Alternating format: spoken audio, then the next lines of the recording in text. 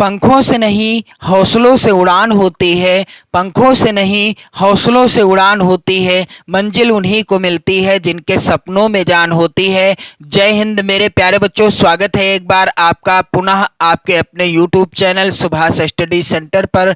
जितने भी मेरे प्यारे बच्चे कक्षा 9 के विद्यार्थी हैं, आज के इस वीडियो में मैं आपके लिए लेकर के आ चुका हूं आपकी वार्षिक परीक्षा यानी बोर्ड परीक्षा 2024 के लिए सामाजिक विज्ञान विषय का असली पेपर। जी हाँ मेरे प्यारे बच्चों, सामाजिक विज्ञान विषय का जो पेपर होगा आपकी वार्षिक परीक्षा 2024 में, वह पेपर सेम इसी पैटर्न पर आधारित होगा जो कि इस वीडियो में मैं आपको बताने वाला हूं। तो वीडियो काफी ज्यादा इंपॉर्टेंट है। मैं इस पेपर को पूरा हल भी कराऊंगा, सॉल्व भी कराऊंगा, इसलिए आप लोग चैनल को यदि अभी तक सब्सक्राइब नहीं किए हैं तो सब्सक्राइब कर लेना, वीडियो को लाइक कर देना, शेयर कर देना। और मेरे प्यारे बच्चों, यहाँ पर जैसा कि आप सभी जानते हैं 3 घंटे 15 मिनट का समय आपको मिलेगा। पेपर का पूर्णांक कितना रहेगा? 70 अंकों का। कुछ यहाँ पर सामान्य से निर्देश दिए गए हैं जिन्हें आपको पढ़ना भी अनिवार्य है और इन निर्देशों के अनुसार आपको परीक्षा देते समय कार्य भी करना है, यानी इन निर्देशों का पालन भी करना है। तो यहाँ पर पहला है, प्रारंभ के 15 मिनट परीक्षार्थियों को प्रश्न पत्र पढ़ने के लिए निर्धारित हैं। यहाँ पर आप लोग ध्यान देंगे मेरे प्यारे बच्चों, प्रारंभ के 15 मिनट पहले ही आपको पेपर मिल जाएगा पढ़ने के लिए। और अगला निर्देश है, यह प्रश्न पत्र 2 खंडों खंड आ एवं बा में विभाजित है। तो मेरे प्यारे बच्चों, यहाँ पर आप ध्यान देंगे, सामाजिक विज्ञान का जो पेपर होगा आपकी वार्षिक परीक्षा में, पेपर कितने खंडों में विभाजित रहेगा? 2 खंडों में, खंड आ में और खंड बा में। आगे यहाँ पर निर्देश आप पढ़िएगा, खंड आ में 20 अंक के बहुविकल्पी प्रश्न हैं। खंड आ में 20 अंक के बहुविकल्पी प्रश्न पूछे जाएंगे और जिनका उत्तर आपको यहाँ पर आप देख सकते हैं OMR सीट का नमूना यानी OMR सीट पत्रक में 20 प्रश्नों का आपको आंसर फिल करना होगा। हालांकि ये OMR seat UP board class 10th के छात्रों के लिए यूपी बोर्ड ने जारी किया था 2023 बोर्ड एग्जाम के लिए। फिर भी मैं आपको बताना चाहूंगा कि इसी पैटर्न पर यानी कुछ सेम इसी तरह की आपकी भी OMR सीट होगी। तो मेरे प्यारे बच्चों, यहाँ पर आप ध्यान देंगे, जो 20 प्रश्न आएंगे इनका आंसर आपको OMR सीट में फिल करना होगा। और अगला है यहाँ पर निर्देश, खंड बा 50 अंकों का है। इसमें वर्णनात्मक प्रथम प्रकार के यानी फर्स्ट टाइप के एवं वर्णनात्मक सेकंड यानी दूसरे प्रकार के एवं मानचित्र से संबंधित 2 प्रश्न दिए होंगे। पहला है, विश्व का मानचित्र पर संबंधित प्रश्न होंगे और खा में भारत का मानचित्र से संबंधित प्रश्न होंगे। तो सारी जानकारी आपको इसी वीडियो में मिल जाएगी, आप वीडियो के लास्ट तक जरूर बने रहिएगा। अगला निर्देश है, प्रत्येक प्रश्न के लिए निर्धारित अंक उसके सम्मुख अंकित हैं, यानी कौन सा प्रश्न कितने अंक का है सामने ही अंक दिए गए हैं। दिए गए मानचित्र को उत्तर पुस्तिका में मजबूती के साथ संलग्न करना आवश्यक है। जो आपको मानचित्र मिलेगा उसे आप अपनी कॉपी में अच्छे से बांध दीजिएगा। और यहाँ पर अगला निर्देश है, जिससे आपका कोई लेना देना नहीं है।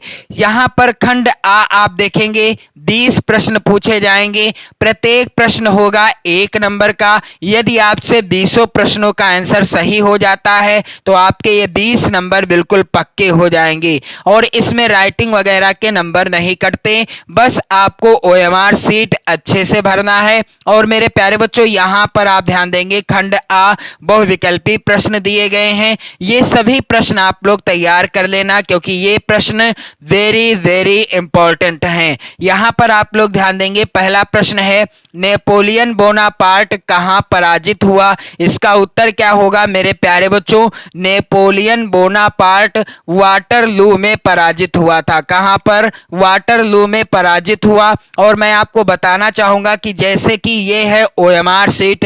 अब पहले प्रश्न का तीसरा वाला विकल्प सही है, तो आपको OMR शीट में क्या करना है, एक के आगे जो ABC और D लिखा रहेगा, तो तीसरा क्या है, C वाला है, तो C वाले गोले को आपको काला करना है। कहने का तात्पर्य है जिस भी प्रश्न का जो विकल्प सही होगा उसी प्रश्न के अनुसार आपको OMR शीट में भी गोला काला करना है काले पेन से, और वो भी बाल पॉइंट वाले पेन से। मेरे प्यारे बच्चों, अगला प्रश्न है रूस में कुलक कौन थे। यहाँ पर आप लोग ध्यान दीजिएगा, रूस में कुलक कौन थे। इस प्रश्न का उत्तर हो जाएगा, रूस में जो अमीर किसान थे ये क्या थे, ये कुलक थे।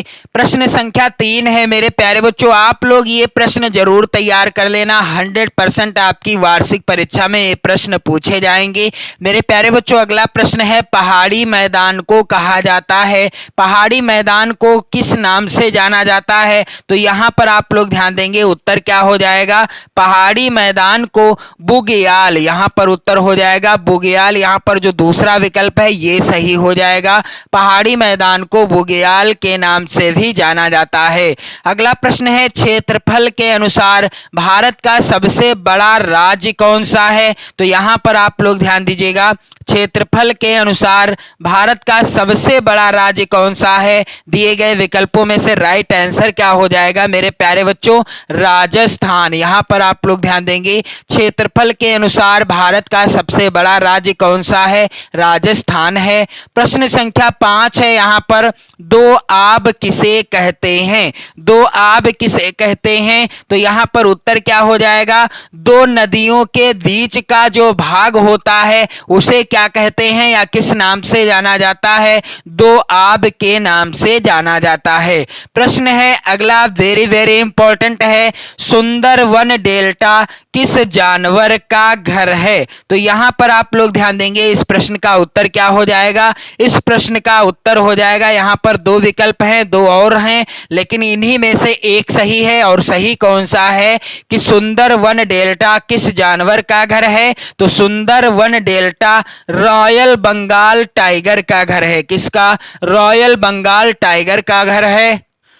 अगला प्रश्न है मेरे प्यारे बच्चों, 18वीं शताब्दी के फ्रांस में जिस सामाजिक समूह का उद्भव हुआ उसे नाम से भी जाना जाता था, यानी उसे और किस नाम से भी जाना जाता था। तो यहाँ पर आप लोग ध्यान देंगे, इस प्रश्न का उत्तर हो जाएगा, 18वीं शताब्दी के फ्रांस में जिस सामाजिक समूह का उद्भव हुआ उसे किस नाम से जाना जाता था, उसे मध्यम वर्ग के नाम से भी जाना जाता था। प्रश्न संख्या 8 है मेरे प्यारे बच्चों, भारत में मानसून का आगमन कब होता है। तो दिए गए विकल्पों में से सही उत्तर क्या हो जाएगा कि भारत में मानसून का आगमन होता है जून के प्रारंभ में। जब जून का महीना प्रारंभ होता है तब भारत में मानसून का आगमन हो जाता है। अगला प्रश्न संख्या 9 है मेरे प्यारे बच्चों, लोकतंत्र जनता का जनता द्वारा तथा जनता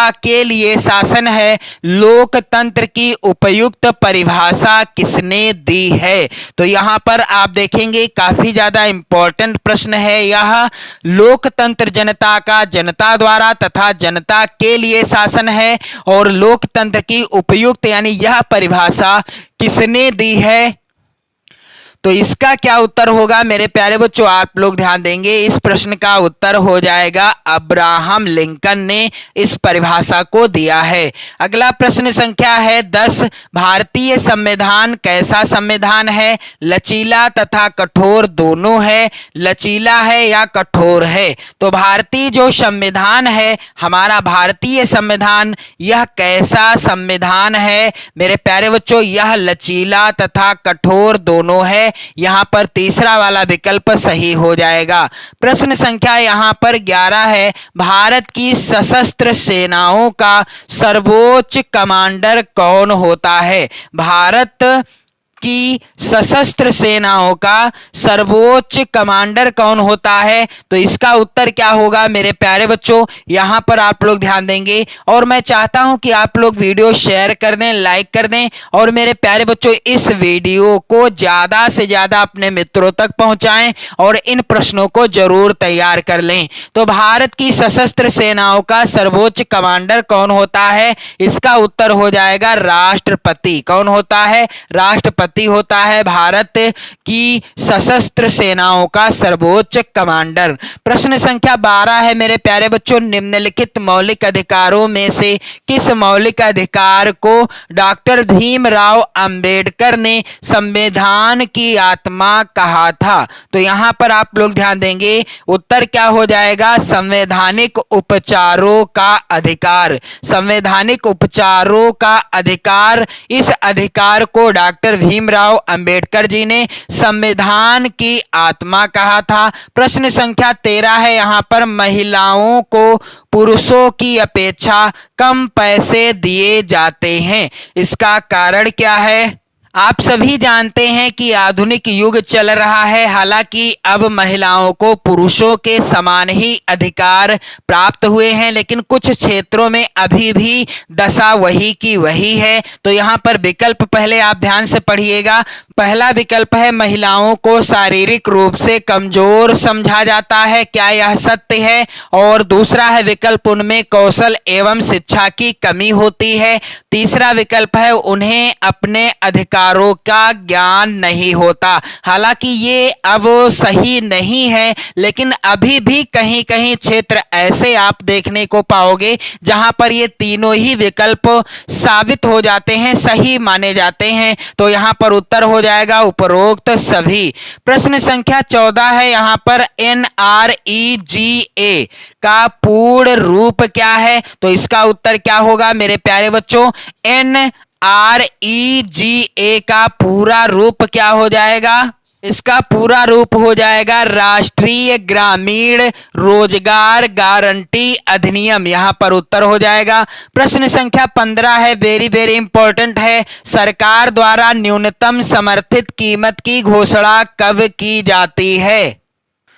तो सरकार द्वारा न्यूनतम समर्थित मूल्य की घोषणा कब की जाती है? इसका उत्तर क्या होगा मेरे प्यारे बच्चों? यहां पर आप लोग ध्यान देंगे, इस प्रश्न का उत्तर हो जाएगा बुआई के मौसम से पहले। यहां पर उत्तर क्या होगा? बुआई के मौसम से पहले सरकार द्वारा न्यूनतम समर्थित मूल्य की घोषणा की जाती है। अगला प्रश्न है, महाराष्ट्र के मध्यवर्ती पत्थर की क्या विशेषता है? तो यहां पर आप लोग ध्यान देंगे, इसका उत्तर क्या हो जाएगा? विकल्प इस प्रकार से हैं, कम वर्षा, कम उपजाऊ भूमि और कांटेदार वनस्पति। उत्तर हो जाएगा उपर्युक्त सभी। अगला प्रश्न संख्या यहां पर 17 है, वेरी इंपॉर्टेंट है मेरे प्यारे बच्चों, बैरन द्वीप यानी सक्रिय ज्वालामुखी वाला द्वीप भारत के किस द्वीप समूह में स्थित है? इसका उत्तर क्या हो जाएगा? इसका उत्तर हो जाएगा अंडमान निकोबार द्वीप समूह में बैरन द्वीप यानी सक्रिय ज्वालामुखी वाला द्वीप स्थित है। अगला प्रश्न है, गुरु गोविंद सागर झील किस प्रकार की झील है? तो यहां पर उत्तर हो जाएगा गुरु गोविंद सागर झील कृत्रिम झील है। प्रश्न संख्या यहां पर अगला है, सर्वोच्च न्यायालय के मुख्य न्यायाधीश का मासिक वेतन कितना होता है? या सर्वोच्च न्यायालय के मुख्य न्यायाधीश को मासिक वेतन कितना मिलता है? तो इसका उत्तर क्या होगा मेरे प्यारे बच्चों?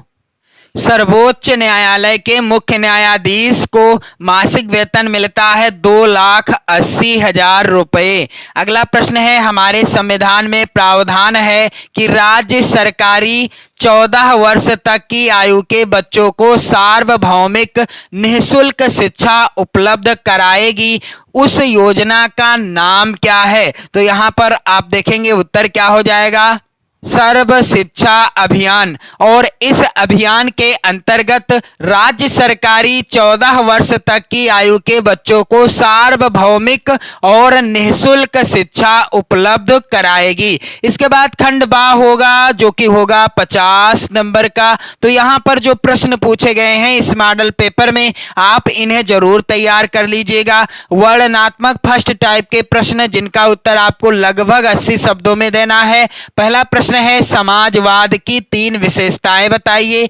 प्रत्येक प्रश्न 4 नंबर का पूछा जाएगा। और अथवा में प्रश्न है भारत में जनसंख्या वृद्धि को नियंत्रित करने के उपाय बताइए। इसके बाद प्रश्न संख्या 2 वेरी इंपॉर्टेंट है। औपनिवेशिक सरकार ने भारत में प्रतिभूमि नियमावली क्यों लागू की तथा इसका क्या प्रभाव हुआ।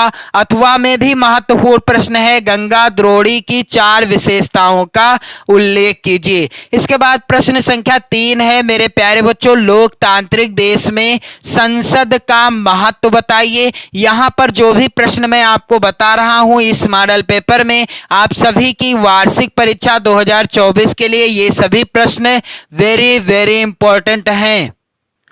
अगला प्रश्न यहाँ पर अथवा में दिया गया है लोकतंत्र की प्रमुख विशेषताएं बताइए। प्रश्न संख्या 4 है संविधान निर्माताओं ने संविधान संशोधन के लिए क्या प्रावधान किए हैं। और अथवा में भी महत्वपूर्ण प्रश्न है मेरे प्यारे बच्चों मानव पूंजी निर्माण में स्वास्थ्य की क्या भूमिका है। और इसके बाद वर्णनात्मक जो सेकंड टाइप के प्रश्न होंगे जिनका उत्तर लगभग आपको 150 शब्दों में देना है। प्रश्न संख्या 5 है वेरी वेरी इंपॉर्टेंट। क्या आप इस तर्क से सहमत हैं कि सार्वभौमिक अधिकारों के संदेश में नाना अंतर विरोध थे। अथवा रूसी क्रांति में लेनिन की भूमिका बताइए। वेरी इंपॉर्टेंट प्रश्न है मेरे प्यारे बच्चों आप जरूर तैयार कर लेना। प्रश्न संख्या 6 है यहां पर भारत के प्रमुख भू आकृतिक विभाग कौन से हैं। हिमालय क्षेत्र तथा प्रायद्वीपीय पठार के उच्चावच लक्षणों में क्या अंतर है। इसके बाद अथवा में प्रश्न आया हुआ है दक्षिणी पश्चिमी मानसून उत्तरी पूर्वी मानसून से किस प्रकार भिन्न है कोई 4 अंतर लिखिए। प्रश्न संख्या 7 है मेरे प्यारे बच्चों संगठित क्षेत्र में महिला रोजगार वृद्धि हेतु क्या उपाय किए जा सकते हैं। और अथवा में भी महत्वपूर्ण प्रश्न है खाद्य और संबंधित वस्तुओं को उपलब्ध कराने में समितियां या समितियों की भूमिका पर एक टिप्पणी लिखिए। प्रश्न संख्या 8 वेरी वेरी इंपॉर्टेंट है मेरे प्यारे बच्चों निर्धनता उन्मूलन की वर्तमान सरकारी रणनीति पर चर्चा करें। अथवा गरीबों को खाद्य सुरक्षा देने के लिए सरकार ने क्या किया। सरकार की ओर से शुरू की गई किन्हीं 2 योजनाओं की चर्चा कीजिए। फिर प्रश्न संख्या 9 आएगा मानचित्र कार्य से संबंधित। यहां पर आप लोग ध्यान देंगे मेरे प्यारे बच्चों 9 का के अंतर्गत निम्नलिखित स्थानों को दिए गए विश्व के रेखा मानचित्र में यहां पर चिन्ह दिया होगा जिस चिन्ह से आपको दर्शाना है के द्वारा दर्शाइए। सही नाम तथा सही अंकन के लिए 1/2 + 1/2 अंक निर्धारित हैं। वह स्थान जहां इंग्लैंड की राजधानी स्थित है तो विश्व के मानचित्र में आपको दर्शाना है। और यहां पर आप लोग ध्यान देंगे इसी तरह से कुल 5 प्रश्न पूछे जाएंगे। फिर दृष्टिबाधित परीक्षार्थियों के लिए प्रश्न दिए होंगे जिन्हें आपको नहीं करना है। फिर 9 का भी मानचित्र से संबंधित होगा लेकिन इसमें क्या करना है भारत के दिए गए मानचित्र में निम्नलिखित को दर्शाइए। जो भारत का रेखा मानचित्र आपको मिलेगा वार्षिक परीक्षा में उसमें आपको इनको दर्शाना है। जैसे उदाहरण के लिए वह स्थान जहां से भारत की यामोत्तर रेखा गुजरती है तो रेखा मानचित्र जो मिलेगा यानी आप उसी में इसका जो है यानी यहां पर जो प्रश्न दिए गए हैं 5 इनका भी आंसर आपको फिल करना है। तो उम्मीद करता हूं मेरे प्यारे बच्चों आपको अच्छे से समझ में आ गया होगा सामाजिक विज्ञान विषय का पेपर 2024 बोर्ड परीक्षा के लिए। और मैं आशा करता हूं कि आप लोग वीडियो शेयर कर देंगे लाइक कर देंगे अपने प्यार भरे कमेंट भी कर देंगे। पढ़ते रहें मस्त रहें स्वस्थ रहें। जय हिंद।